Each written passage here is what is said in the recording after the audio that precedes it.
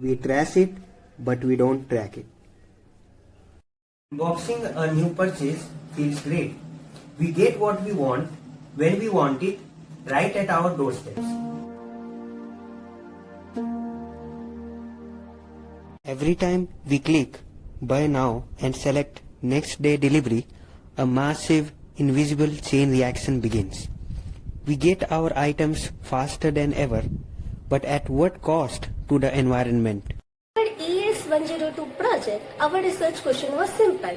What is hidden environmental impact of our e-commerce habit? Focusing on expedited shipping, return rates, and packaging waste, we translated our everyday convenience into concrete carbon emissions. The broader aspect of our research looks at the culture of frequent buying. Ordering items individually instead of consolidating them causes extreme carbon dioxide emission. Also, we are not even sure when we are returning or replacing those things. This essentially doubles the transport, also causes the carbon dioxide emission to double almost. To understand this impact, we conducted a targeted survey of 155 students to capture a snapshot of modern online shopping behaviors. Our destructive statistics revealed that 38% of our peers use fast delivery at least 1 to 2 times a month, and 21% report very often receiving items in significantly oversized packaging. But we didn't just ask, we measured it physically. We physically measured the dimension, weight of small, medium, and large delivery parcels to calculate the average mass of cardboard and plastic used per package, right here in Hostel 7. This allowed us to calculate the average mass of cardboard and plastic used per package rather than relying on guesses. Using the physical weights alongside standard emission factors from environmental logistics literature, we built a mathematical model for calculation of carbon dioxide emission. When we ran our 155 survey responses to our carbon model, the key findings were striking. First, shipping and returns.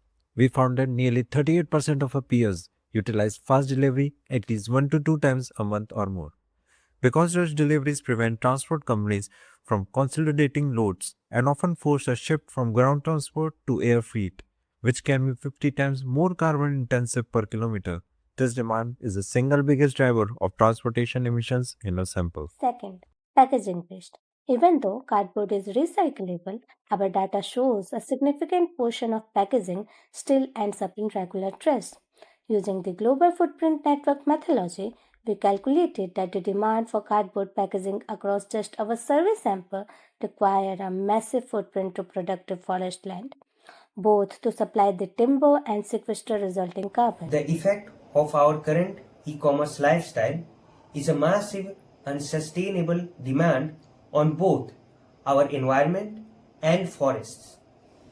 However, our research points to a very clear immediate solution, that is patience. Every scientific study has its boundaries.